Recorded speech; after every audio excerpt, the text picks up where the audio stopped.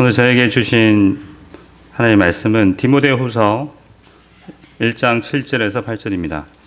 하나님이 우리에게 주신 것은 두려워하는 마음이 아니요 오직 능력과 사랑과 절제하는 마음이니 그러므로 너는 내가 우리 주를 증언함과 또는 주를 위하여 갇힌 자 된 나를 부끄러워하지 말고 오직 하나님의 능력을 따라 복음과 함께 고난을 받으라.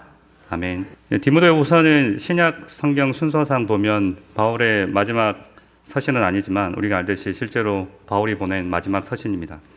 기록 시기는 바울이 두 번째로 로마 감옥에 투옥되었던 기간으로 대략 주 64년에서 68년에 기록되었던 것으로 추정됩니다. 초대교회 당시 우리 기독교는 약 250년간 10차례에 걸쳐서 박해를 받습니다. 어떤 때는 지역적으로 또 어떤 때는 로마 제국 전역에서 박해를 받았지요. 바울이 디모데후서를 썼던 기간은 바로 첫 번째 박해의 기간이었던 네로 황제가 통치했던 시기였습니다. 디모데후서를 읽어보면 바울이 체포된 이유에 대해서는 정확하게 알 수 없지만 역사 자료를 살펴보면 예수 그리스도의 복음을 전파했기 때문이었습니다. 당시 황제를 신으로 숭배하던 로마 제국에서 황제의 숭배를 거절하고 여러 가지로 민심을 혼란스럽게 한다는 제목이었습니다. 그로 인해 그는 예심 때 아무런 변호도 받지 못했습니다. 아직 재판이 열리기를 기다리고 있지만 바울은 자신이 결국 사형을 받게 될 것이라고 예상하고 있습니다. 또한 오네시보로의 위로와 격려를 받았지만 많은 이들이 바울의 곁을 떠났고 심지어 그에게 해를 입힌 사람도 있다는 것을 디모데후서 4장에서 기록하고 있습니다. 우리가 알다시피 이 편지의 수신자는 바울의 영적인 아들인 디모데입니다. 그는 젊은 사역자였습니다. 그는 여전히 바울이 남겨둔 에베소에 머물고 있었습니다. 디모데후서 2장과 3장을 보면 바울이 디모데 전서에서 다룬 거짓 교훈의 문제가 아직 해결되지 않았다는 것을 알 수 있습니다. 그리고 무엇보다도 기독교에 대한 박해와 위협이 외부에서 강력하게 진행되고 있었습니다. 특히 에베소의 지도자인 디모데를 잡기 위해 로마 군병이 사방에 깔려 있었을 거라고 사실을 우리는 쉽게 추측할 수 있습니다. 그래서 유약했던 디모데는 두려움 속에 있었을 것입니다. 에베소 성도들 중에서도 로마 병사들에게 잡힐 수 있다는 두려움으로 인해 교회를 등지는 사람들도 생기고 있었습니다. 그로 인해 디모데는 더욱더 큰 낙심 가운데 있었습니다. 그는 좌절했습니다. 어쩌면 주님이 맡기신 일을 포기하고 싶었을 수도 있습니다. 그로 인해 디모데는 바울을 처음 만나 전도 여행을 다닐 때 가졌던 열정, 복음에 대한 뜨겁던 그 열정이 식어버렸을 것입니다. 이를 걱정했던 바울이 디모데를 위로하고 권면하여 주께서 주신 사명을 포기하지 않도록 붙들어주기 위해서 디모데후서를 쓰고 있습니다. 오늘 본문에서 하나님이 우리에게 주신 것은 겁 많고 두려워하는 마음이 아니라 오직 능력과 사랑과 절제. 다시 말해 14절에 보면 성령께서 주신 능력, 절대 실패하지 않는 능력과 13절에 그리스도 아래에서 우리가 가지고 있는 사랑, 변화하지 않는 사랑과 그리고 2장 전반부에 나오는데 군인으로서 모집한 사람을 즐겁게 하기 위한 절제, 그리고 운동선수로서 규칙에 따라 훈련하는 절제, 그리고 농부로서 결실을 맺기 위해 수고하는 그 절제, 그 세 가지에 따라서 능력과 사랑과 그 절제를 통해서 복음과 함께 고난을 받으라고 권면합니다. 한마디로 신실하라고 말씀하고 있습니다. 예수 그리스도를 주로 고백하며 살아가는 사람들에게 가장 복되고 귀한 삶의 습관을 말하라고 한다면 저는 주저없이 규칙적으로 말씀을 읽고 규칙적으로 기도하는 습관이라고 말할 것입니다. 규칙적으로 성경 말씀을 읽는 신자들은 살아가면서 생기는 여러 가지 일들에 대해 어떻게 대처해야 하는지를 말씀을 통해서 하나님의 음성을 듣고 하나님의 뜻을 알 수 있습니다. 또한 말씀 읽기와 함께 기도하는 사람들은 성령의 도우심으로 기도를 통해 자신의 본성을 이겨내고 발견한 하나님의 뜻을 지킬 수 있는 믿음이 더 강해집니다. 혹시 잠시 유혹에 빠져서 말씀을 어겼다 하더라도 또는 반복적인 일상생활에서 우리 영혼이 무감각해진다고 하더라도 하나님 앞에 규칙적으로 나와 기도할 때 이러한 사실들을 깨닫고 우리 주 예수 그리스도 앞에 규칙적으로 이렇게 예수 그리스도를 의지하여 회개하고 다시 새 힘을 얻어서 겸손히 그리고 힘차게 말씀을 따라 살아갈 수 있습니다. 그러면서 점점 더 신실해지는 것이죠. 우리가 신앙생활을 하다 보면 항상 성장만 하는 것은 아닙니다.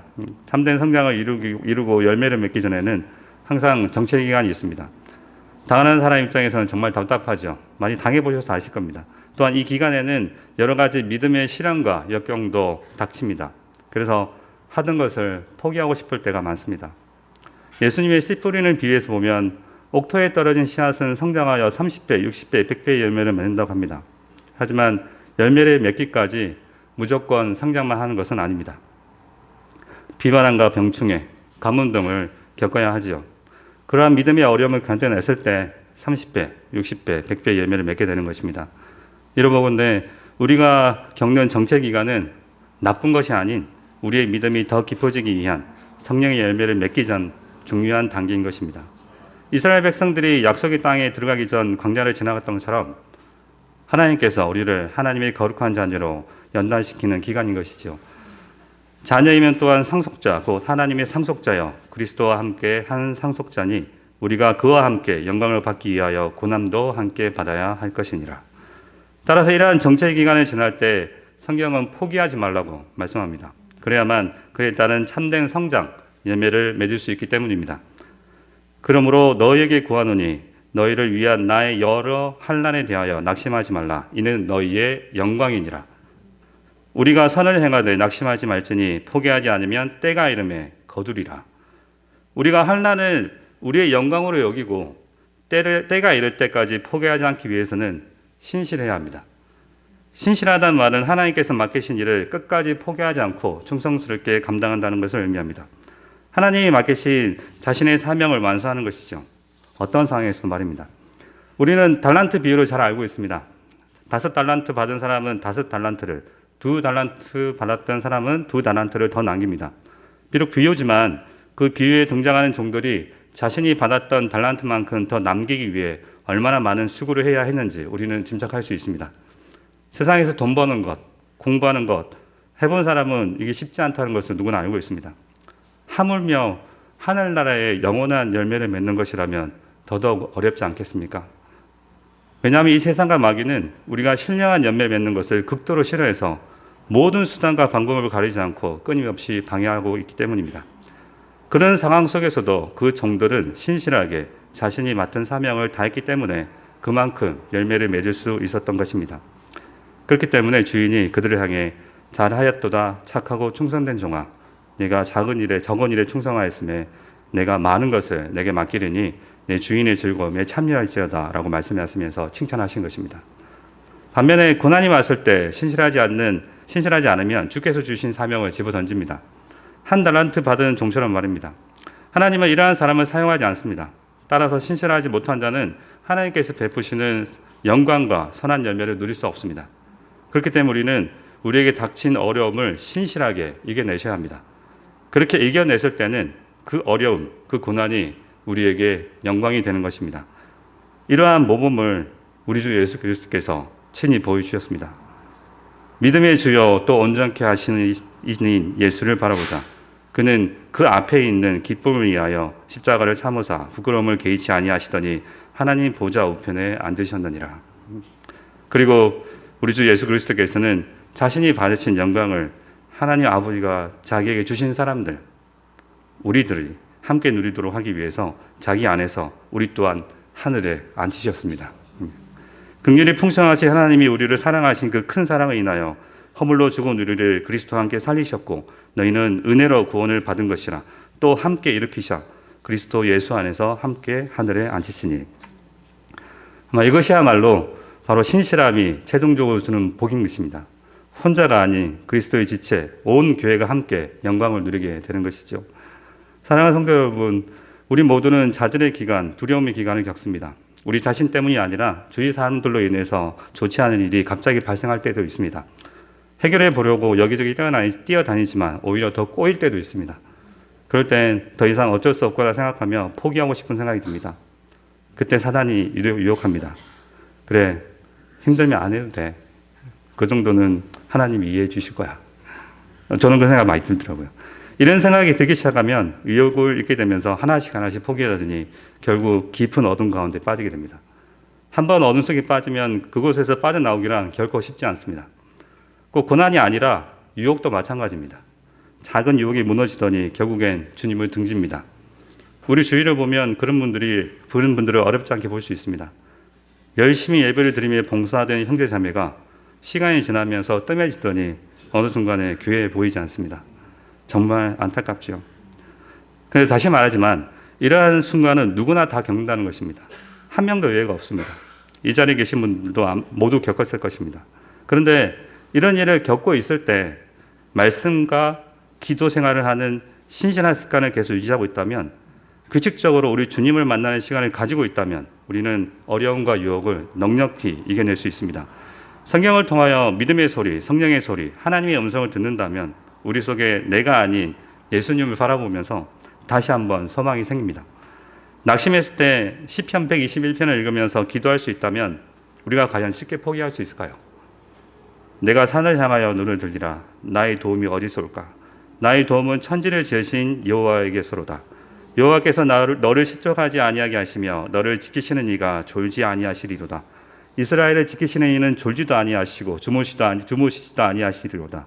여호와는 너를 지키시는 이시라. 여호와께서 내 오른쪽에서 내 그늘이 되시나니 낮의 해가 너를 상하게 하지 아니하며 밤의 달도 너를 해치지 아니하리로다. 여호와께서 너를 지켜 모든 환난을 면하게 하시며 또 내 영혼을 지키시리로다. 여호와께서 너의 출입을 지금부터 영원까지 지키시리로다.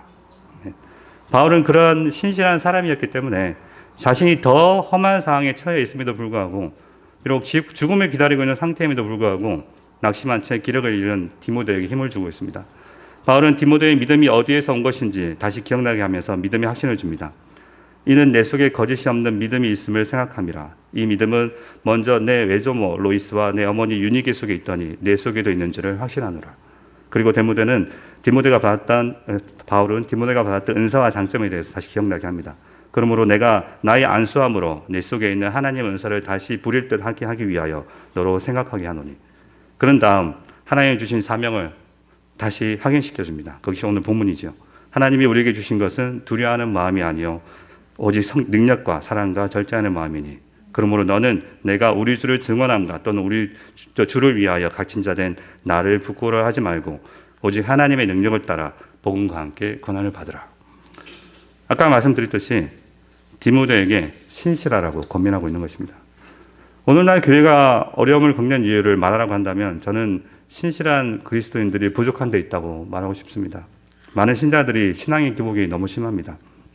어떤 때는 밤낮 눈물 흘리면서 하나님께 부르짖더니 바로 그 다음날 시험에 들어서 죄를 범합니다. 교회에도 나오다 말고 봉사도 하다 맙니다. 하나님이 주신 뛰어난 달란트가 있음에도 불구하고 제대로 사용하지 못하고 오히려 세상에서 악하게 사용될 때도 있습니다. 이러한 신자들은 주로 자신의 감정에 따라 행동하기 때문에 신실함을 기대하기 어렵습니다. 이런 사람들이 많은 교회는 하나님의 일을 힘차게 진행하지 못합니다. 우리는 이런 수준에서 벗어나야 합니다. 우리의 감정을 따라 행동하는 불안정한 영적 수준에서 벗어나야 합니다. 우리 주위에 변함없는 분들을 보면 그들은 자신의 감정에 따라 행동하지 않습니다. 그들은 믿음에 따라 행동합니다. 어떻게 그럴까요? 그들을 살펴보면 한결같은 습관을 가지고 있습니다. 그들은 규칙적으로 말씀을 읽고 규칙적으로 기도할 습관을 가지고 있습니다. 한마디로 자기 힘으로 못한다는 것을 너무나 잘 알고 있습니다. 어느 순간에 갑자기 성령이 충만하더니 완전히 성화가 되어 하나님의 뜻을 온전히 따를 수 있다고 주장하는 사람들도 있습니다. 그들은 바리새인들처럼 자신과 하나님을 기만하는 자들입니다. 외식하는 자들입니다. 그런 척하는 것이죠. 우리가 항상 믿음에 따라 행동하기 위해서는 하나님의 말씀을 의지하고 믿고 기도하는 훈련을 해야 합니다. 훈련을 통해 성숙해져야 합니다. 지름길은 없는 것이죠. 어려운 상황이 생겼을 때 우리의 감정에 따라 신경질을 부리거나 우울해져 낭망에 빠질 것이 아니라 그 상황에서 하나님께서 무엇을 원하시는지, 내가 이러한 상황에서 어떻게 반응하길 우리 주님이 원하시는지를 묵상해 보아야 합니다. 그 감정보다는 믿음을 통하여 무엇이 맞는지 이성적으로 생각하는 후에 생각이 정리되면 그 우리의 의지를 들여서 믿음으로 순종해야 하는 것입니다. 한마디로 전인격적으로 반응을 해야 한다는 것이죠. 이러한 자세는 말씀과 기도의 훈련 없이는 절대 이루어질 수 없습니다. 예를 들어 어떤 사람이 나를 억울하게 했습니다. 아무리 이성적으로 생각해봐도 내가 잘못한 것이 전혀 없습니다. 속에서 끌어오는 감정대로 한다면 따지고 싶죠. 논리적으로 설명해서 굴복시키고 사과받고 싶습니다. 하지만 그 결과는 그 사람을 잃게 됩니다. 주께서 주 앞에 나와서 기도할 때 그 상황에서 얼마나 죄송하고 비참하겠습니까? 용서에 대해서 예수님은 말씀하십니다. 그때 베드로가 나와 이르되 주여 형제가 내게 죄를 범하면 몇 번이나 용서하여 주리까? 7번까지 하오리까? 예수께서 이르시되 내게 이르노니 7번뿐만 아니라 7번을 70번까지 할지니라. 이 말씀만 기억하면서 기도할 때 여전히 속에서 끌어오는 감정을 주체하지 못할 때가 있습니다. 저는 그러더라고요. 그런데 예수님은 저의 이러한 죄성을 잘 아시고 그 다음 이야기를 비유로 말씀하셨습니다. 10,000달란트 빚진 자와 100데나리온 빚진 자 비유지요.